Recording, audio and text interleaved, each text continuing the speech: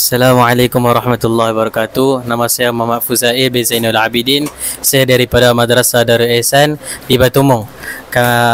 Saya datang ke College Vocational Batu Lancang ini selama 2 hari, 19 April dan 20 April. Semalam dan hari inilah.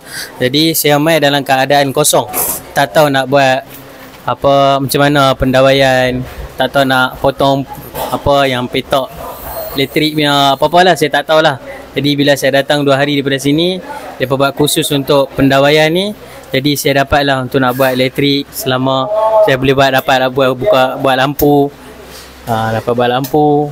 Jadi kita sokonglah TVET Hufaz. Harapan saya habis belajar dan saya berguna untuk masyarakat, insya-Allah. Terima kasih TVET Hufaz dan terima kasih College Vocational Batu Lancang. Assalamualaikum warahmatullahi wabarakatuh. Nama saya Azril Firdaus bin Jab Sadat.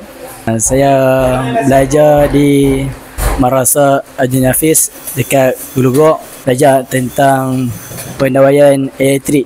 Jadi saya dapat belajar di sini oleh Cikgu Aizar, Cikgu Luffy. Saya main sini baru saya tahu belajar apa kan, baru saya kenal wire life, wire earth kan. Alhamdulillah.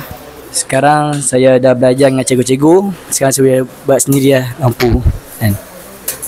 Disebabkan cikgu mengajar saya dan saya dapat faham dengan mudah. Alhamdulillah. Saya berterima kasih kepada cikgu dan penolong-penolong kolej ini .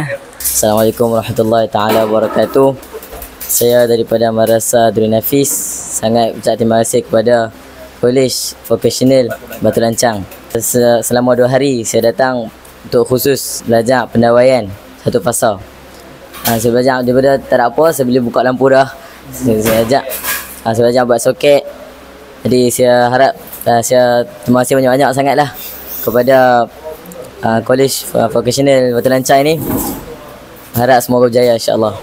Ya, Assalamualaikum warahmatullahi wabarakatuh. Daripada hari yang mulia ni, saya mengucapkan jutaan terima kasih lah kepada College Vocational Batu Lancang ni kerana sudi untuk menerima pelajar-pelajar madrasah ni untuk untuk wiring ni yang mana kami serba sikit boleh untuk memperlakukan wiring ni daripada apa yang kami tak tahu ni. Alhamdulillah kami dapat sedikit sebanyak untuk membetulkan wiring untuk buat lampu kan.